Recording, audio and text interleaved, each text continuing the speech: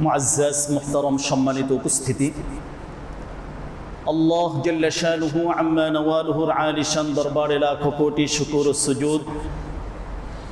যে মহান আল্লাহ রব্বুল ইজ্জত ওয়াল জালাল অত্যন্ত দয়া করে মায়া করে আজকে এই সাইয়্যিদুল আইয়াম, সপ্তাহের শ্রেষ্ঠ দিন জুমার দিন,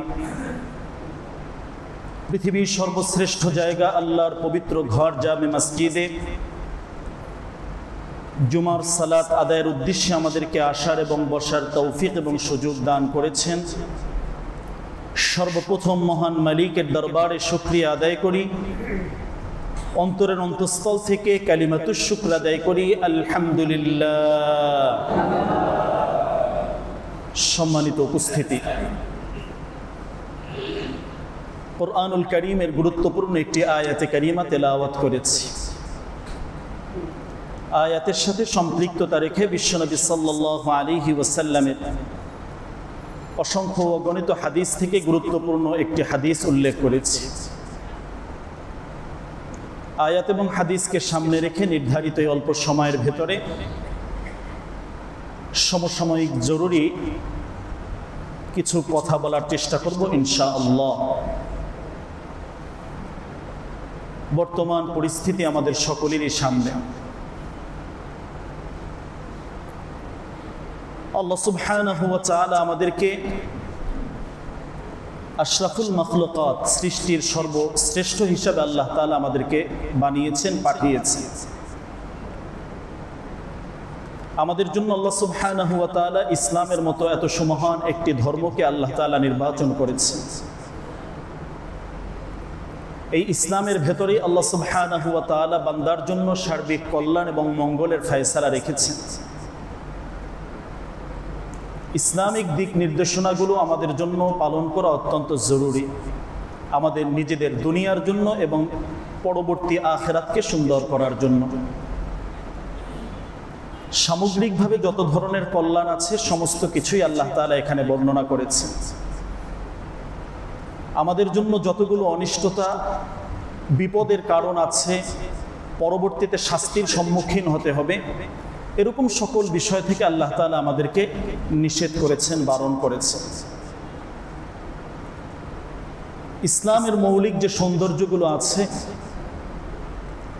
এর মাঝে অন্যতম মৌলিক একটি সৌন্দর্য হলো মানব সেবা, সৃষ্টির সেবায় নিজেকে সর্বাবস্থায় নিয়োজিত রাখা, বিপদগ্রস্ত মানুষের পাশে দাঁড়ানো। কখনো কোনো মানুষ পেরেশানিতে পড়েছেন, তার পেরেশানি থেকে উদ্ধার করার চেষ্টা করা, তাৎক্ষণিকভাবে দলমত নির্বিশেষে ধর্মবর্ণের ঊর্ধ্বে উঠে বিপদগ্রস্ত মানুষের পাশে দাঁড়ানো, এটাই হলো ইসলামের মৌলিক সৌন্দর্য এবং একটি গুরুত্বপূর্ণ আদর্শ। এ ব্যাপারে সকল নবী রাসূল পয়গম্বর আলাইহিমুস সালামকে আল্লাহ তাআলা নির্দেশ দিয়েছেন। বিশ্বনবী সাল্লাল্লাহু আলাইহি ওয়াসাল্লাম এই বিষয়টি খুব গুরুত্ব সহকারে নিজে আমল করেছেন, সাহাবায়ে কেরামকে আমল করতে নির্দেশ দিয়েছেন। সকল পীর, আউলিয়া, গাউস, কুতুব, বুজুর্গ যারা আছেন সবাই মানব সেবায় পাশে ছিলেন। মানুষ মানুষের জন্য, মানুষের বিপদে মানুষ সর্বাবস্থায় পাশে থাকবে, এটাই হলো ইসলামের মৌলিক একটি বক্তব্য। এ বিষয়ে কোরআন এবং সুন্নাহর ভিতরে অসংখ্য অগণিত নির্দেশনা এবং আয়াত আর হাদিস আল্লাহ এবং আল্লাহর রাসূল আমাদের জন্য দিয়েছেন। নিজেদের কল্যাণের জন্য, আল্লাহর সাহায্য পাওয়ার জন্য, নিজেরা বিপদ থেকে বাঁচার জন্য সর্বাবস্থায় চেষ্টা করা এবং কোনো মানুষ বিপদগ্রস্ত হয়ে গেলে তাদের পাশে দাঁড়ানো, সার্বিকভাবে যে কোনো মূল্যে তাদেরকে সেই বিপদ থেকে উদ্ধার করার জন্য প্রস্তুত থাকা এবং তাদের সহযোগিতার জন্য চেষ্টা করা। আমরা ইসলামকে মানছি, কোরআন এবং সুন্নাহকে মানছি। ইসলাম এই শান্তির কথাগুলোই বলে, ইসলাম এই সৌন্দর্যের কথাগুলোই বলে। এ ব্যাপারগুলো কোরআন এবং সুন্নাহর আলোকে যদি আমরা দেখি, আল্লাহ সুবহানাহু ওয়া তাআলা অত্যন্ত চমৎকারভাবে এই বিষয়গুলো কোরআনুল কারীমের বিভিন্ন জায়গায় উল্লেখ করেছে।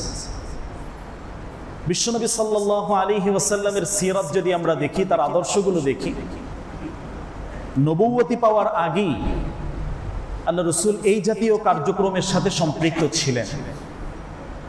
শুধু নামাজ পড়ব, নিজে বাঁচবো, বিষয়টি এমন নয়। আল্লাহ রসুল সাল্লাল্লাহু আলাইহি ওয়াসাল্লামের সেই আদর্শগুলো যদি আমরা দেখি, বিশেষ করে হিলফুল ফুজুল যে সংগঠনটি আল্লাহ রসুলের ছিল মানুষের উপকারের জন্য, এখানে দলমত নির্বিশেষে, ধর্মবর্ণ নির্বিশেষে সকলের ঊর্ধ্বে উঠে বিশ্বনবী সকলের উপকারের জন্য লেগে যেতেন। কাকে কিভাবে উপকার করা যায়, কাকে কিভাবে বাঁচানো যায়, দুনিয়ায় বাঁচানো, আখেরাতেও বাঁচানো, দুনিয়ার বিপদ থেকে উদ্ধার করা, আখেরাতেও যাতে স্থায়ীভাবে সুখ শান্তির দিকে চলে আসে, আযাব থেকে নাজাত পায়, এজন্য বিশ্বনবী সাল্লাল্লাহু আলাইহি সাল্লাম এই কার্যক্রমগুলো পরিচালিত করেছেন। সাহাবায়ে কেরামকে এই ব্যাপারে বিশ্বনবী সাল্লাল্লাহু আলাইহি ওয়াসাল্লাম উৎসাহ দিয়েছে। এটা ছাড়া মৌলিকভাবে আমাদের আমলগুলো পরিপূর্ণ হচ্ছে না। মূল সৌন্দর্যের একটা আকর্ষণের জায়গাই হলো এটা। তো আল্লাহ সুবহানাহু ওয়া তাআলা এই ব্যাপারে যে বিষয়গুলো দিয়েছেন, এটাকে একটি উত্তম ইবাদত হিসেবে আল্লাহ তাআলা নির্ধারণ করেছেন। আমরা তো আল্লাহর ইবাদত করি, ইবাদত করার জন্য চেষ্টা করি, এবং আমাদেরকে সৃষ্টির পেছনে আল্লাহর এটা উদ্দেশ্য ইবাদত করবে। ইবাদতের মৌলিক একটি অংশই হলো এটা, মানুষের পাশে দাঁড়ানো, মানব সেবা করা, বিপদগ্রস্ত মানুষকে উদ্ধার করা, অসহায় যারা আছেন তাদের পাশে দাঁড়ানো, অসুস্থ যারা আছেন তাদের পাশে সেবা শুশ্রূষা করা, এই জাতীয় কার্যক্রমগুলো পরিচালনা করা, এগুলো ইসলামের মৌলিক একটি অংশ। ইসলামকে পরিপূর্ণভাবে অনেক সময় আমরা ওইভাবে পালন করতে পারি না, বা আমাদের বুঝের ভিতরেও আসে না। নামাজ পড়লাম, রোজা রাখলাম, কিছু ইবাদত করলাম, এটা একটা অংশ আদায় করলাম। পূর্ণাঙ্গ ইসলাম যখন আমরা পালন করতে যাব, তো সামগ্রিকভাবে এই সকল বিষয়গুলোর উপর আমাদের আমল থাকা উচিত। তো ইসলামের আদর্শগুলোর ভিতরে অসহায় মানুষ, ক্ষুধার্ত মানুষ, পীড়িত মানুষ যারা আছে, একমাত্র আল্লাহর সন্তুষ্ট উদ্দেশ্যের জন্য তাদের পাশে দাঁড়ানো, এটা আল্লাহ তাআলার নির্দেশ। সরাসরি আল্লাহ সুবহানাহু ওয়া তাআলা আয়াতে কারিমা নির্দেশনা দিচ্ছেন, ইন্নামা নুতঈমুকুম লিওয়াজহিল্লাহ, যে মানুষকে আমরা যে খাওয়াচ্ছি, মানুষকে খাবার দিচ্ছি, অন্ন দান করছি, বস্ত্র দিচ্ছি, বিভিন্নভাবে তাদের পাশে যাচ্ছি, এটা একমাত্র আল্লাহর সন্তুষ্ট অর্জনের জন্য। আল্লাহ যাতে এই ওসিলায় আমাদেরকে মাফ করে দেন, আমাদেরকে বাঁচিয়ে দেন। খুব ক্ষণস্থায়ী একটা সময় আমরা আছি, এই সব কিছু রেখে আমরা চলে যাব, এই বিষয়টা সর্বাবস্থায় মাথায় রাখা। এটাকে গুছানোর জন্য অনেক ব্যস্ত আমরা, কিন্তু অন্য মানুষের যে হক আমার সম্পদের ভিতরে আল্লাহ দিয়ে রেখেছেন, বিভিন্নভাবে এগুলো আল্লাহ তাআলা আমাদেরকে উৎসাহ দিয়েছেন, বাধ্যতামূলক করেছেন। ওয়াফি আমওয়ালিহিম, তোমাদের সম্পদের ভিতরে হাক্কুন লিসাইলি ওয়াল মাহরুম, যারা বঞ্চিত হয়েছে, যারা অভাবগ্রস্ত আছে, যারা তোমাদের কাছে হাত পাচ্ছে, তাদের অধিকার আল্লাহ দিয়ে রেখেছেন।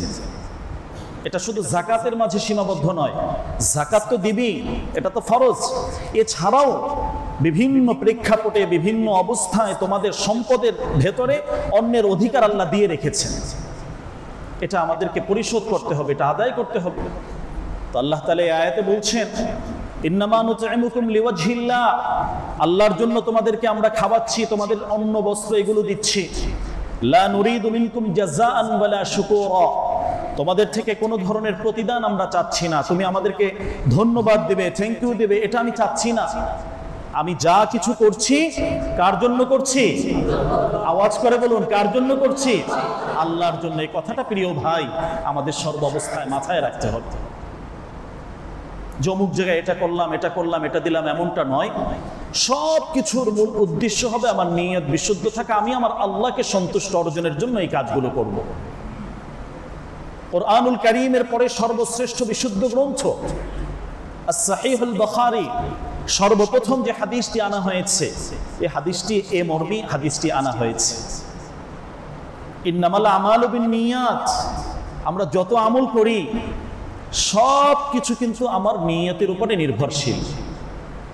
নিয়ত ঠিক থাকলে সওয়াব পাবো, নিয়ত যদি বিশুদ্ধ না হয় তাহলে সওয়াব থেকে বঞ্চিত হয়ে যাব। সর্বপ্রথম এত অসংখ্য হাজার হাজার হাদিস, তার ভিতরে এই হাদিসটা সর্বপ্রথম কেন আনা হয়েছে? কারণ আমাদের দিনের শুরু থেকে শেষ, আমাদের জীবনের শুরু থেকে শেষ যত আমল আমরা করছি, সমস্ত আমলের পেছনে সর্বপ্রথম যাতে এই কথাটি আমাদের মাথায় থাকে, স্মরণে থাকে, আমার সমস্ত সার্বিক কার্যক্রম একমাত্র আল্লাহর সন্তুষ্ট অর্জনের জন্য যাতে হয়। ইন্নামাল আমালু বিন্নিয়াত, তোমার নিয়তের উপর এটা নির্ভরশীল। তাহলে আমাদের যত খেদমত আছে, আল্লাহ খেদমতের জন্য উৎসাহ দিয়েছেন, নির্দেশনা দিয়েছেন, আমরা করছি। সর্বপ্রথম এই বিষয়টি আমাদের মাথায় রাখতে হবে, আল খালকু ইয়ালুল্লাহ, গোটা সৃষ্টি জগৎ যা আছে সব আল্লাহর পরিবারভুক্ত। বিশ্বনবী সাল্লাল্লাহু আলাইহি সাল্লাম হাদিসে বলেছেন আল্লাহর পরিবারভুক্ত। তাহলে পৃথিবীর আনাচে কানাচে বিভিন্ন প্রান্তে যত ভাই বোন আছেন সবাই আল্লাহর সৃষ্টির একটা অংশ। মহান আল্লাহ আমাকে যেভাবে সৃষ্টি করেছেন তাদেরকেও একইভাবে সৃষ্টি করেছেন। তারা কোনো বিপদে, এই বিপদে তাদের পাশে দাঁড়ানো এটা আমাদের ঈমানি দায়িত্ব, আমাদের নাগরিক দায়িত্ব, আমাদের দেশীয় দায়িত্ব। সার্বিকভাবে কোনো অবস্থাতে এটাকে আমরা ফেলতে পারবো না। এক দেহ এক প্রাণ, সকল মানুষ, বিশেষ করে এই দেশে আমরা যারা বসবাস করছি সবাই এক দেহ এক প্রাণ হয়ে দেশের জন্য, দেশের স্বাধীনতার জন্য, দেশের সার্বভৌমত্ব রক্ষার জন্য, দেশের কল্যাণের জন্য, দেশের উন্নতির জন্য, শান্তি সুশৃঙ্খলা ফিরিয়ে আনার জন্য আমাদেরকে ঐক্যবদ্ধভাবে কাজ করতে হবে। এটা দেশের স্বার্থে, নিজেদের স্বার্থে। তাহলে আমাদের সমস্ত আমল এগুলো যাতে মহান আল্লাহ সুবহানাহু ওয়া তাআলার সন্তুষ্ট অর্জনের জন্য হয়। মহান আল্লাহ সুবহানাহু ওয়া তাআলা অনেক অসংখ্য অগণিত নিয়ামত আমাদেরকে দিয়েছেন। আল্লাহর সেই অসংখ্য অগণিত নিয়ামতের মাঝে বড় একটি নিয়ামত হলো আল্লাহর দেওয়া সৃষ্টি এই পানি। এটা আমাদের জীবন। মিনাল মাই হাই, পৃথিবীর কোনো মাখলুক এই পানি ছাড়া বাঁচতে পারবে না। আল্লাহর বড় ধরনের একটা নিয়ামত। এই নিয়ামত আল্লাহ তাআলা আমাদেরকে দিয়েছেন। আল্লাহ তাআলাই কুদরতিভাবে এটাকে নিয়ন্ত্রণ করেন। এটাকে আল্লাহ সুবহানাহু ওয়া তাআলা পরিমাণ মতো বান্দার জন্য এটাকে দান করেন। কিন্তু এটাই আবার কখনো কখনো বিপদের কারণ হয়ে যায়, যখন অতিরিক্ত হয়ে যায়, পরিমাণের বাহিরে চলে আসে। এর পেছনে অনেক ব্যাখ্যা আছে, অনেক কারণ আছে। এক তো হলো জাগতিক যত ধরনের বিপর্যয় হয় এর পেছনে কোনো না কোনো মানুষের হাত আছে। আজকে আমাদের দেশের সামগ্রিক এই অবস্থা খুঁজে দেখবেন কোনো না কোনো বনি আদমের হাত এখানে আছে। তাদের কারণে আজকে এই অস্থিতি পরিস্থিতি, বিভিন্নভাবে বিপদগ্রস্ততার এই অবস্থার ভিতর আমরা পড়ে গেছি। যাহারাল ফাসাদ ফিল বাররি ওয়াল বাহর বিমা কাসাবাত আইদিন নাস। যা কিছু হচ্ছে, স্থলে হচ্ছে, জমিনে হচ্ছে, পানিতে হচ্ছে, সামগ্রিকভাবে সব কিছুর পেছনে বনি আদমের কোনো একটা অংশ হাত এখানে আছে। তো আল্লাহ সুবহানাহু ওয়া তাআলা এই পানিকে আমাদের জন্য নিয়ামত হিসাবে দিয়েছেন, তবে এটা প্রয়োজন মতো, পরিমাণ মতো। যখন এই প্রয়োজন এবং পরিমাণ অতিক্রম করে তখনই এর মাধ্যমে আবার মানুষ বিপদের ভেতরে পড়ে যায়। ইতিহাস যদি আমরা দেখি, দীর্ঘ অনেক ইতিহাসের আলোচনা আল্লাহ তাআলা কোরআনে মাজিদে এনেছেন। নূহ আলাইহিস সালামের ওই সময় গোটা জাতি সবাইকে প্লাবনে, তুফানে সবাইকে আল্লাহ তাআলা ধ্বংস করে দিয়েছেন এই পানির মাধ্যমে। কিন্তু ফিরাউনের অবস্থার ইতিহাস আল্লাহ তাআলা কোরআনে মাজিদে এনেছেন। এত বড় জালেম, তাকেও আল্লাহ তাআলা এই পানি দ্বারাই ধ্বংস করেছিলেন। আবার ঠিক এই পানিটাই রহমত হিসাবেও আল্লাহ তাআলা এই পৃথিবীতে দিয়েছেন, মানুষের জন্য দিয়েছেন, উপকারের জন্য দিয়েছেন। বদর যুদ্ধের ইতিহাস যদি আমরা দেখি সংক্ষেপে, বদরের ঐতিহাসিক সেই প্রান্তরে আমরা যদি মুহূর্তের জন্য একটু পৌঁছে যাই, বিশেষ করে হাজী সাহেবান যারা সেখানে গিয়েছেন, বর্তমানে মসজিদে আরিশ যে জায়গাটায় আছে, বিশ্বনবী সাল্লাল্লাহু আলাইহি সাল্লাম এই জায়গায় উপস্থিত ছিলেন। যুদ্ধের পরিস্থিতি মোটেও মুসলমানদের পক্ষে ছিল না। জায়গা যেটা ভালো এটা কাফেরদের জায়গায় ছিল, উঁচু জায়গায় ছিল, মুসলমানরা নিচু জায়গায় ছিলেন। তো এই অবস্থায় বিভিন্নভাবে বিপদগ্রস্ত অবস্থার সম্মুখীন ছিল। কিন্তু আল্লাহ সুবহানাহু ওয়া তাআলা ওই সময়ে আল্লাহর রহমতের এক পানির মাধ্যমে, রহমতের এক বৃষ্টির মাধ্যমে ওই সময় তাৎক্ষণিকভাবে মুসলমানদের জন্য চূড়ান্ত বিজয়ের ফয়সালা করে দিয়েছিলেন। সুবহানাল্লাহ। মিনাস সামাই মাআন লিইউতাহহিরাকুম, এই পানি দ্বারা আল্লাহ তোমাদেরকে পবিত্র করে দিয়েছেন, তোমাদেরকে পুরা পরিস্থিতি থেকে উল্টিয়ে দিয়েছেন। এই জায়গাটা বালুময় জায়গা, যখন বৃষ্টি পড়েছে তো স্থির হয়েছে, যুদ্ধের জন্য তোমাদের পরিবেশটা সুন্দরভাবে তৈরি হয়েছে। তো আল্লাহ সুবহানাহু ওয়া তাআলা এই পানির মাধ্যমে কাউকে ধ্বংস করেছেন, কাউকে রক্ষাও করেছেন বিভিন্নভাবে। এই পানির উপকারিতা নিয়ে কোরআন এবং সুন্নাহর ভিতরে অনেক ধরনের আলোচনা আল্লাহ তাআলা করেছেন। তো আমাদের জন্য বৃষ্টি সহ এই যে পানি সংশ্লিষ্ট যে বিষয়গুলো আছে, এগুলো যাতে রহমতের হয়, বরকতের হয়, আমাদের জন্য আযাব এবং গজবের না হয়, এজন্য আল্লাহর রাসূল সবসময় আমাদেরকে দোয়ার তালিম দিয়েছে, দোয়া করার জন্য বলেছে। আল্লাহুম্মা হাওয়ালাইনা ওয়ালা আলাইনা, যে কোনো সময় পানির ঢল আসে, যে কোনো সময় পানি অতিরিক্ত হয়ে যায়, বিশ্বনবী সাল্লাল্লাহু আলাইহি ওয়াসাল্লাম সবসময় তার কল্যাণের দোয়াটা চেয়েছে। ইন্নী আসআলুকা খায়রাহা, যে আল্লাহ এর যে কল্যাণের অংশটা আছে সেটা শুধু আপনি আমাদেরকে দেন, যত অকল্যাণ আছে, অনিষ্টতা আছে, এগুলো সব দূর করে দেন আমাদের থেকে। তাহলে এই পানিটা একটা নিয়ামত, এটা আল্লাহ সুবহানাহু ওয়া তাআলা বিভিন্ন সময় বিভিন্নভাবে ব্যবহার করেছে। এখন যে ঘটনা আমাদের সামনে আছে, আমরা এই সময় কথা বলতে আমাদের হৃদয়ে রক্তক্ষরণ হচ্ছে। আমাদের দেশের বেশ অনেকগুলো জেলার লক্ষ লক্ষ ভাই বোন বর্তমানে খুব কঠিন পরিস্থিতির ভিতরে আছে। মানবিক বিপর্যয় ঘটেছে, প্রাকৃতিক এই দুর্যোগটা এত বেশি যে ইতিপূর্বে এমনটা হয় না। এর আগেও সিলেটে বন্যা হয়েছে, বিভিন্ন জায়গায় বন্যা হয়েছে, কিন্তু এই যে বর্তমান এই সময় দুদিনের ভিতর আমরা যে দেখলাম, বর্তমান এই মুহূর্তে দেখুন, আমরা তো নামাজের জন্য আসছি, আমরা রাতে ঘুমিয়েছি, আমরা খেয়েছি, কিন্তু একটু চিন্তা করি এই মুহূর্তের জন্য। আমার যে ভাই বোন, এখানে এক দুইজন নয়, লক্ষ লক্ষ আমার প্রিয় ভাই বোন, আমার সন্তান, আমার ছেলে, আমার মেয়ে, আমার দেশের নাগরিক কি অবস্থায় আছে। আমরা তো জুমার নামাজে আছি, তাদের তো নামাজেরও কোনো ব্যবস্থা ওইভাবে নেই, তাদের খাবারের কোনো ব্যবস্থা নেই, বিদ্যুৎ নেই, নেট নেই, সংযোগ নেই, এই অবস্থায় পানিবন্ধী অবস্থায় দেশের সার্বিকভাবে সবাই তো ঝাঁপিয়ে পড়েছেন সহযোগিতার জন্য, যাচ্ছেন, পথে আছেন, যাবেন। সেনাবাহিনী, নৌবাহিনী সহ সকলে আন্তরিকভাবে চেষ্টা করছেন। ছাত্র সমন্বয়ক ভাইরা যারা আছেন, তারা, ওলামায়ে কেরাম, বিভিন্ন জায়গা থেকে যার যার অবস্থান থেকে সবাই চেষ্টা করেছে। এরকম বিভিন্ন সময় অনেক বিপদ আপদ আসবে।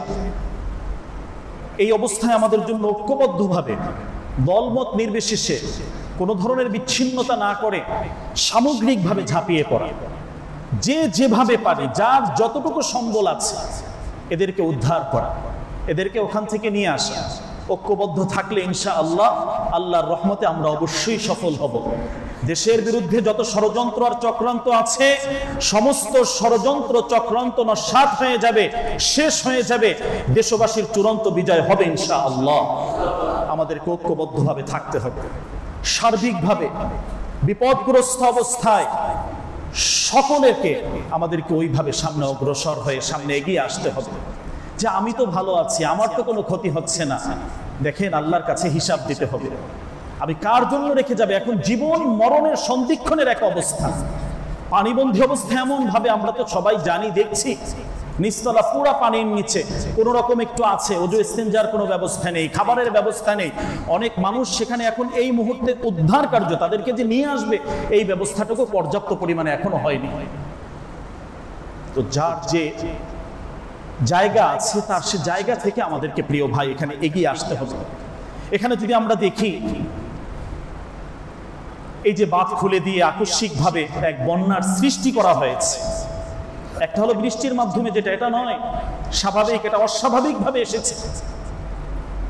এই বাঁধ খুলে দিয়ে রাতে ঘুমন্ত অবস্থায় আমার দেশের মানুষদেরকে মারার জন্য, শেষ করে দেওয়ার জন্য ভয়ঙ্কর এক চক্রান্ত যারা করছে, প্রিয় ভাই, এতদিন জানতাম বন্ধু রাষ্ট্র, প্রতিবেশী রাষ্ট্র, বন্ধু রাষ্ট্র, এই কি বন্ধুত্বের পরিচয়? এটাই কি বন্ধুত্বের পরিচয়, যে রাতের ঘুমের ভিতরে আমার ভাই বোনদেরকে একেবারে ওই অবস্থায় শেষ করে দেওয়া?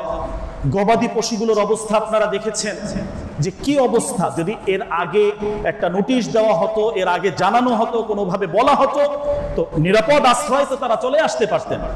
এমন কোনো কিছুই কিন্তু বলা হয়নি, এমন কোনো কিছুই জানানো হয়নি।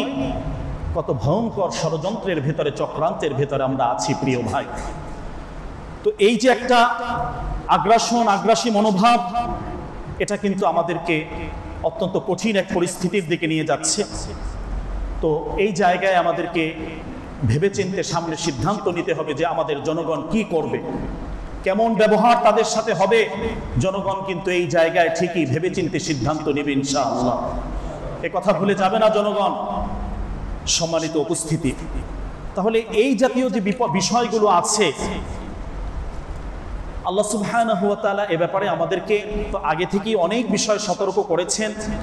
অনেক বিষয় আল্লাহ সুবহানাহু ওয়া তাআলা আমাদেরকে পারস্পরিক এই সহযোগিতা এবং ঐক্যবদ্ধতা, এই বিষয়ে আল্লাহ তাআলা আমাদেরকে অনেক বেশি গুরুত্ব আগে থেকেই দিয়েছে যে ঐক্যবদ্ধ যদি তোমরা থাকো, তোমাদের ভেতরে সেই যদি ভাঙন সৃষ্টি না হয়, তাহলে তোমাদের সফলতা খুব দ্রুত আসবে ইনশাআল্লাহ।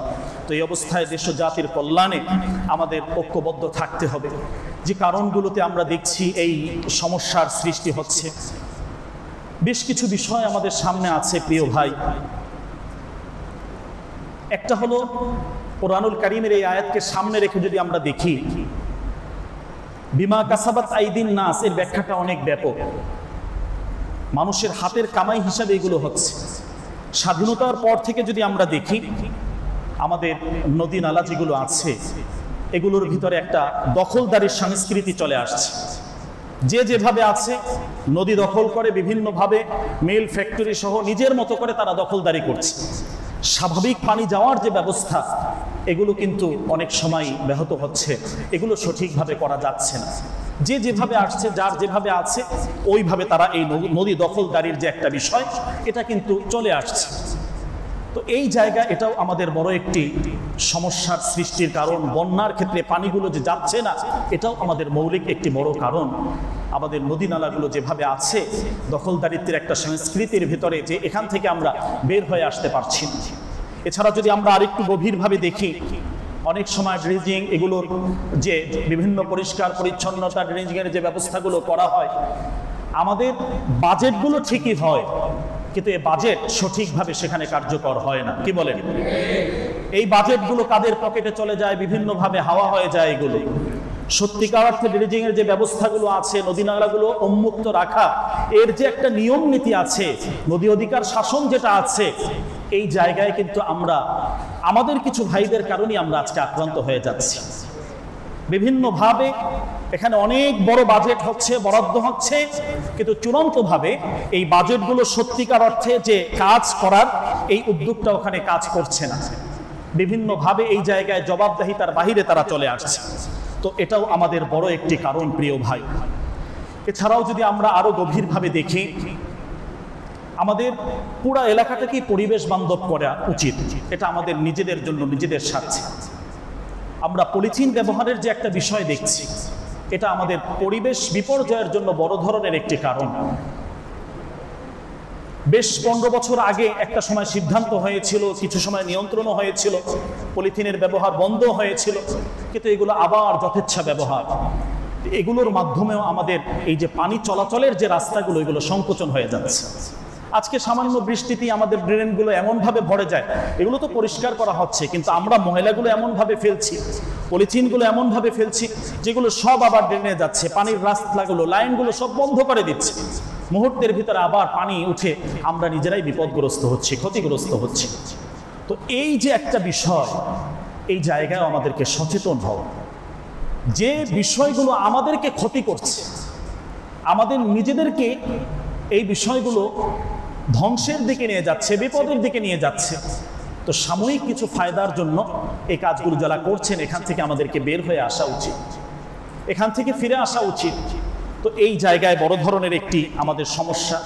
বিভিন্নভাবে এই পানিগুলো এভাবে আটকে যাচ্ছে, বন্ধ হয়ে যাচ্ছে, লাইনগুলো সংকোচন হয়ে যাচ্ছে, পানি তার চলাচল রাস্তাটা সত্যিকার অর্থে ঠিকভাবে এভাবে পাচ্ছে না।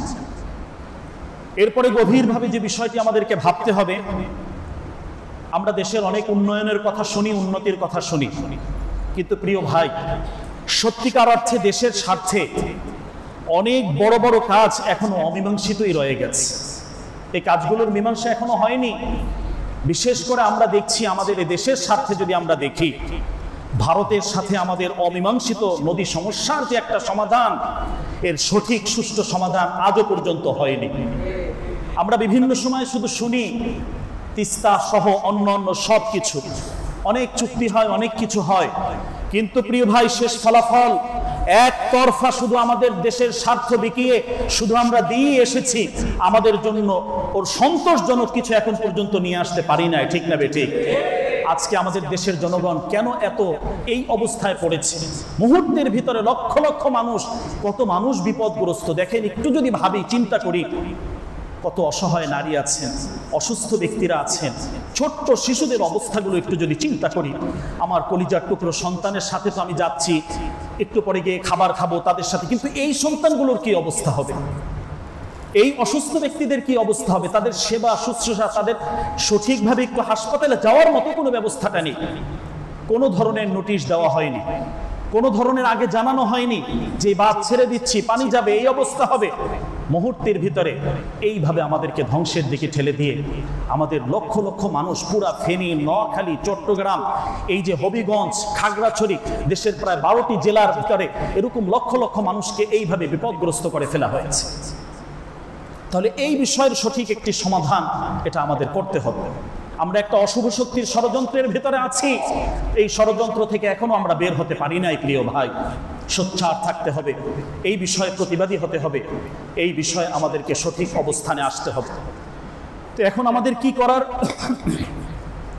বিপন্ন মানুষ যারা আছেন তাদের পাশে দাঁড়ানো এটা আমাদের মৌলিক কর্তব্য, ঈমানি দায়িত্ব, এটা আমাদের নাগরিক দায়িত্ব, সামাজিক দায়িত্ব, আমাদের রাষ্ট্রীয় দায়িত্ব। এটা যার যার অবস্থান থেকে যে যতটুকু পারি, যেভাবে পারি, পুরা মাসের একদিনের বেতন দিয়ে হলেও তাদের পাশে আমাদেরকে দাঁড়াতে হবে। আমি 3 বেলা খাচ্ছি, 3 বেলা না খেয়ে 2 বেলা খেয়ে, এক বেলার যে অর্থটা সামান্য পরিমাণ হোক, একজন সাধারণ মানুষ থেকে সর্বোচ্চ লেভেলের যিনি আছেন, সাধারণ ইনকাম যারা আছে তিনি থেকে সর্বোচ্চ ইনকাম যারা করছেন, সবার এ ব্যাপারে একটি ভূমিকা পালন অবশ্যই করতে হবে। যে আমরা যদি সবাই এগিয়ে আসি, অল্প সময়ের ভিতরে আল্লাহর রহমত ইনশাআল্লাহ আমরা বের হয়ে আসতে পারবো। পানি যদি নেমে যায়, নেমে গেলেই তো সব ঠিক হয়ে যাবে, বিষয়টি এমন নয়। এরপরে অনেক কিছু আছে, পানিবাহিত অনেক রোগের ব্যাপার এখানে আছে, অনেক রাস্তাঘাট ভেঙে যাচ্ছে, অনেক ব্যবসায়ী ভাইরা একেবারেই তাদের ব্যবসা শেষ। যারা মুরগির খামারি, দেখেন লক্ষ লক্ষ মুরগি এভাবে ভেসে গেছে, গবাদি পশু যাদের গরু ছাগল এভাবে ভেসে গেছে, ব্যবসা প্রতিষ্ঠানগুলো নষ্ট হয়ে গেছে। কি পরিমাণ একটা বিপদের ভিতরে আমরা পড়ে গেছি। তো এদের পুনর্বাসন সহ পরিকল্পিতভাবে যারা যেভাবে কাজ করছেন, পরিকল্পিতভাবে তাদেরকে ওই সামনে অগ্রসর করে নিয়ে যাওয়া, এটা আমাদের সামাজিক দায়িত্ব। সকলের মিলে এই দায়িত্বে আমরা সামনে অগ্রসর হতে হবে। সম্মানিত উপস্থিতি, এই মুহূর্তে যে বিষয়গুলো আমাদের করার, এই বিপন্ন মানুষের পাশে দাঁড়াইয়ে, এক তো হলো আমাদের গোটা জাতির সবাইকে আল্লাহর কাছে তাওবা করতে হবে, ইস্তেগফার করতে হবে, আমাদের সকল ভুল থেকে আমাদেরকে বের হয়ে আসতে হবে। এটা হলো মৌলিক এক সমাধান। আল্লাহর রহমত থাকলে কেউ কোনো ক্ষতি করতে পারে না, এটাই চূড়ান্ত কথা। তো আল্লাহর রহমত কিভাবে আসে, আযাব থেকে আমরা কিভাবে বাঁচতে পারি, এজন্য সবচেয়ে বড় অস্ত্র যেটা, সবচেয়ে বড় মাধ্যম যেটা, এটা হলো তাওবা এবং ইস্তেগফারের আমলের ভিতরে গোটা জাতিকে এই মুহূর্তে থাকতে হবে ইস্তেগফারের আমলের ভিতরে। আল্লাহর সাহায্য কামনা করা এটা আমাদের জন্য মৌলিক একটি দায়িত্ব। আল্লাহর সাহায্য কামনা করে এরপরে অন্য অন্য আনুষঙ্গিক যে ওসিলাগুলো আছে এগুলো আমরা গ্রহণ করব।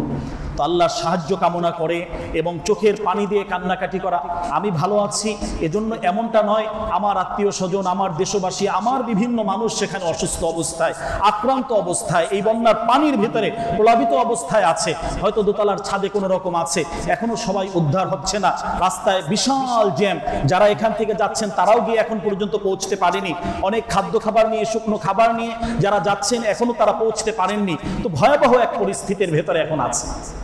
একজন মানুষ মারা গেলে তার যে দাফন দিবে, কবর দিবে, এই ব্যবস্থাটাও তো এখন নাই। কি ভয়ঙ্কর এক পরিস্থিতির ভেতরে প্রিয় ভাই, একটু চিন্তা করলে বোঝা যায় যে কত গভীর এক চক্রান্তর ষড়যন্ত্রের ভেতরে আমরা আছি।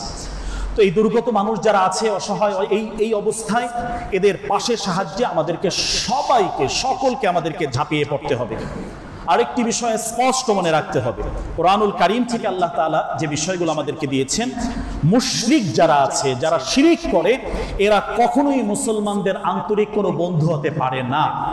এরা মুসলমানদের সবচেয়ে বড় শত্রু, এটা কোরআনুল কারীম আল্লাহ তাআলা আমাদেরকে বলেছেন।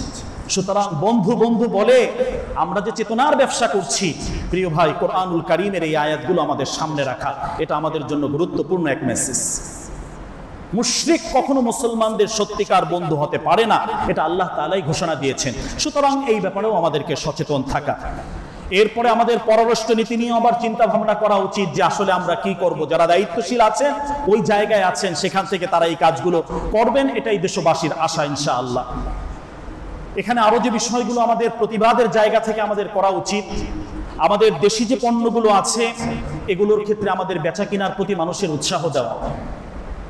এর সাইড যে পণ্যগুলো আছে, বিশেষ করে ভারতীয় যে পণ্যগুলো, এখান থেকে আমাদেরকে কিছুটা হলেও বের হয়ে আসতে হবে। এটা আমাদের প্রতিবাদের একটা অংশ প্রিয় ভাই। যার যার জায়গা থেকে এই অংশে সকলকে আমাদেরকে শরীক হতে হবে। ওদের অশ্লীল যত জিনিস আছে বিভিন্ন চ্যানেলগুলোর মাধ্যমে আমাদের দেশের যে অশ্লীলতা ছড়াচ্ছে, এই সমস্ত অশ্লীল চ্যানেলগুলো বন্ধ করতে হবে। এগুলো বন্ধ করার জন্য জোর চাপ দিতে হবে। কি বলেন, ঠিক না বেঠে? ওদের অশ্লীল যত চ্যানেলগুলো আছে এগুলোর মাধ্যমে আমাদের দেশের ভিতরে বিভিন্ন ষড়যন্ত্র তারা করছে, আমাদের যুব সমাজকে নষ্ট করছে। তো এটাও আমাদের প্রতিবাদের একটা জায়গা। এই জায়গায় যদি আমরা সোচ্চার হই, সচেতন হই, সচেতন নাগরিকের ভূমিকা পালন করি, ইনশাআল্লাহ আমরা সফল হব। ইনশাআল্লাহ আমাদের দেশকে আমরা সামনে এগিয়ে নিয়ে যেতে পারবো ইনশাআল্লাহ। তো দেশের বিরুদ্ধে যত ধরনের এই ষড়যন্ত্র, আল্লাহর কাছে দোয়া করি এই সকল ষড়যন্ত্র থেকে যাতে আল্লাহ তাআলা আমাদেরকে রক্ষা করেন, আমরা যাতে এখান থেকে বেঁচে আসতে পারি। তো এই যে প্লাবিত যে অংশটা, এটা শুধু একটা প্রাকৃতিক দুর্যোগ এতটুকুর মাঝে সীমাবদ্ধ নয়। এটা আমরা বিচার বিশ্লেষণে যারা এই বিষয়ের গবেষক, তাদের সকলের মতামত যেটা, প্রতিবেশী রাষ্ট্রের একটা হিংসার, আগ্রাসী আচরণের একটা প্রভাব এর ভেতরে আছে। সুতরাং এই জায়গায় প্রিয় ভাই, আমরা আমাদের ভাই বোনদেরকে উদ্ধার করার জন্য এই মুহূর্তে সবার আগে চেষ্টা করি। তাদের জন্য যে ধরনের প্রয়োজন, সহযোগিতার প্রয়োজন, যার যার অবস্থান থেকে দলমত নির্বিশেষে, ধর্ম বর্ণ নির্বিশেষে আমাদের ভাই বোনদেরকে এগিয়ে নেওয়ার জন্য, তাদের পাশে দাঁড়ানোর জন্য উদারত আহ্বান জানাচ্ছি। আজকে আমার মনে হয় বাংলাদেশে আমাদের যতগুলো মেম্বার আছে, মেম্বারের এই জায়গা থেকে গোটা দেশ ও জাতিকে এই ব্যাপারে সচেতন করা হচ্ছে, এই ব্যাপারে মানুষকে উৎসাহ দেওয়া হচ্ছে। তো ব্যক্তিগতভাবে, প্রাতিষ্ঠানিকভাবে, ব্যবসায়িকগতভাবে যে যেভাবে পারো, আপনারা সবাই যার যার অবস্থান থেকে আমরা সামনে এগিয়ে আসি। এক্ষেত্রে সেনাবাহিনী কাজ করছেন, নৌবাহিনী কাজ করছেন, আমাদের ছাত্র সমন্বয়ক যারা আছেন তারা কাজ করছেন, বিভিন্নভাবে স্বেচ্ছাসেবী অনেক মানুষ তারা সেখানে গেছেন। তাদের নিরাপত্তার জন্য আল্লাহর কাছে দোয়া করি, তারা যাতে সুস্থতার সাথে সুন্দরভাবে এই কাজকে আঞ্জাম দিতে পারেন, এই কাজ শেষ করতে পারেন, এজন্য আল্লাহ সুবহানাহু ওয়া তাআলার কাছে আমরা দোয়া করি। তো আমাদের জায়গা থেকে বারবার এই কথাটি আমাদের জেহেনে ঢুকানোর জন্য চেষ্টা করছি যে আমাদের এই মুহূর্তে যে কোনো ধরনের সহযোগিতা, এই সহযোগিতা নিয়ে আমাদেরকে সামনে ওইভাবে এগিয়ে আসতে হবে। বিশেষ করে যে প্রতিষ্ঠানগুলো এক্ষেত্রে অগ্রণী ভূমিকা রাখছে, তাদেরকেও আমরা ওইভাবে সাপোর্ট দেই। ছোট ছোট করে আমরা কালেকশন করে বিভিন্নভাবে, হয়তো নিজেরা যদি যেতে না পারি, বড় ওখানে যারা কাজ করছেন তাদের সমন্বয় করে তাদের কাছে পৌঁছে দিয়ে, তাদের মাধ্যমে যথাযথ জায়গায় যেভাবে প্রয়োজন ওইভাবে আমরা এই সাহায্য সহযোগিতাগুলো ওখানে আমরা পৌঁছিয়ে দেব। আমি ভালো আছি বিদায় আমার দেশ সবাই ভালো আছে, বিষয়টি এমন নয়। তাদের ব্যথায় ব্যথিত হওয়া এটা আমার ঈমানি দায়িত্ব, এটা আমার মৌলিক একটি দায়িত্ব।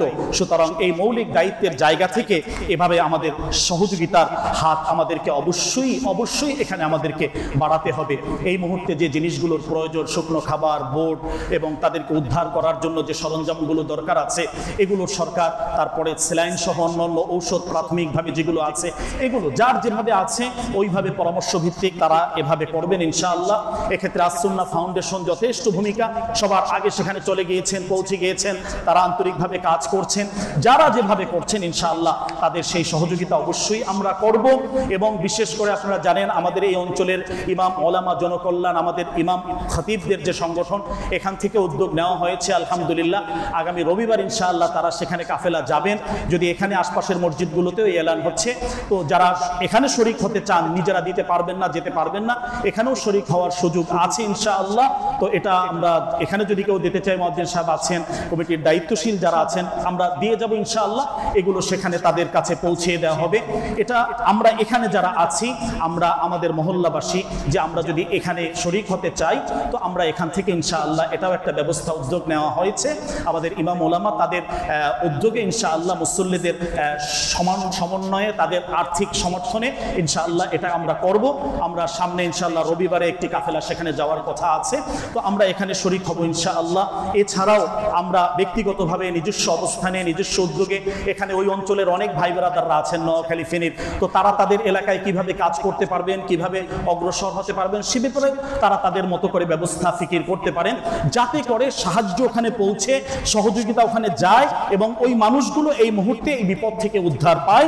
এজন্য আমাদেরকে এই চেষ্টাগুলো অবশ্যই করতে হবে।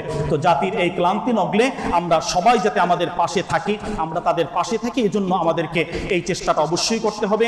মানুষকে দয়া করলে আল্লাহ সুবহানাহু ওয়া তাআলা আমাদের উপরে দয়া করবেন, যে তারা এত কষ্টে আছেন, ব্যথায় আছেন, তাদের ব্যথায় আমাদেরকেও ব্যথিত হওয়া, আমাদের কর্মে আমাদেরকে শ্রেষ্ঠ হতে হবে, কর্মের মাধ্যমে আমাদেরকে শ্রেষ্ঠত্ব, মানুষের পাশে, এই স্লোগানকে সামনে রেখে ইনশাআল্লাহ আমরা আজকের এই খুতবার মৌলিক বিষয়টি হলো যে বর্তমান এই যে সব পরিস্থিতি সৃষ্টি হয়েছে এখান থেকে উদ্ধার পাওয়ার জন্য সামগ্রিকভাবে যে ধরনের কার্যক্রম আমাদের প্রয়োজন ওই কার্যক্রমগুলোই আমরা এখানে পরিচালনা করব। বিশেষ করে ঢাকা ইউনিভার্সিটির সমন্বয়ক যারা আছে ওদেরও কয়েক ভাই এখানে এসেছেন। এই মুহূর্তে তারা যে দাবিটি করেছেন এটা হলো ওই জায়গায় আমাদের মা বোনরা যারা আছেন আশ্রয় কেন্দ্রে তাদের কাপড় চোপড়ের প্রয়োজন আছে, তাদের কাপড়ের প্রয়োজন আছে। তো আমার ঢাকা ইউনিভার্সিটির ভাইয়েরা ওখানে থাকবেন নামাজের পরে, সমন্বয়করা। তো আমরা যারা আছি উপস্থিতভাবে আমাদের ঘর থেকে যদি কোনো কাপড় আনতে পারি ইনশাআল্লাহ এনে এদেরকে দিব। সবচেয়ে বড় যে বিষয়টি প্রিয় ভাই, এখানে আমার কলিজার টুকরো শিশুরা যারা আছে ওরা সবচেয়ে ভয়াবহ অবস্থায় আছে। তো আমার ওই ভাইয়েরা আবেদন করেছেন যে শিশুদের কাপড় হিসাবে যেগুলো আছে আমরা যদি দিতে চাই ইনশাআল্লাহ তারা এখানে থাকবেন, এখান থেকে এটা পৌঁছিয়ে দেবেন তাদের দায়িত্বে, ওখানে সুন্দর মতো তারা বন্টন সেখানে করবেন ইনশাআল্লাহ। তো আমি এই আহ্বানটি জানাচ্ছি, আমরা উপস্থিত এই মুহূর্তে কাপড় চোপড় সহ যা আছে এটা আমরা তাদের দায়িত্বে দিতে পারি, তারা ইনশাআল্লাহ এভাবে পৌঁছিয়ে দেবেন ইনশাআল্লাহ। এভাবে যারা যেভাবে কাজ করছি ইনশাআল্লাহ আমরা কাজকে সামনে অগ্রসর করে নেই। এই মুহূর্তে আল্লাহ সুবহানাহু ওয়া তাআলা আমাদের এই আমলগুলোকে কবুল করুন ইনশাআল্লাহ।